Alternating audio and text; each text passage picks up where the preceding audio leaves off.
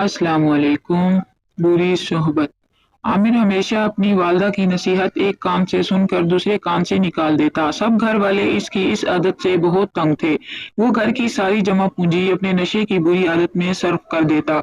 इसका एक ही भाई इमरान था जो बहुत मेहनती था। आमिर के वालिदैन साल पहले वफात पा गए।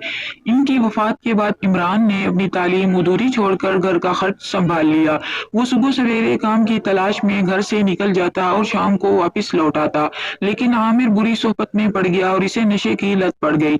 इसके घर वालों ने इसे बहुत समझाया लेकिन इसके कान पर जूं तक ना रेंगती। इसके दोस्त इसे इसके घर वालों के खिलाफ वर्गलाते और वो इनकी बातों में आ जाता।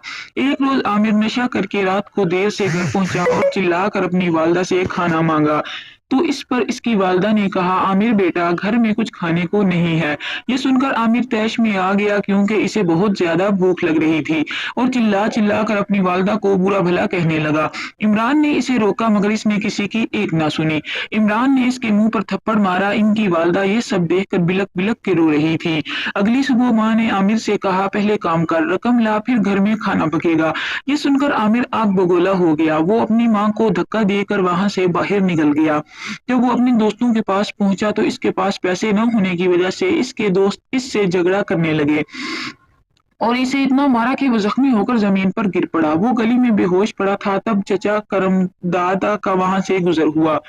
इन्होंने आमिर को इस हालत में पाया और वो इसे अस्पताल ले गए। वहां से जब इसके घर में इसकी मां को बताया तो वो बहुत परेशान हुई। जब इमरान वापस आया तो इसके हाथ में मिठाई का डब्बा था और वो बहुत खुश लग रहा था क्योंकि इसकी एक फैक्ट्री में नौकरी लग गई थी। इसकी वालदा बहुत खुश हुई लेकिन जब इमरान को आमिर की इस बात का इल्म हुआ तो वो बहुत परेशान हुआ।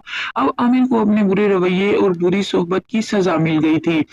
वो अब भी नकाहत महसूस कर रहा था। इसने अपनी वालदा से अपने बुरे रवैये और बुरी सोहबत की माफी मांगी तो इसकी वालदा ने इसे माफ कर दिया। कुछ दिन बाद आमिर ने एक सरकारी स्कूल में दाखिला ले लिया। अब आमिर दिल लगाकर पढ़ाई करने लगा।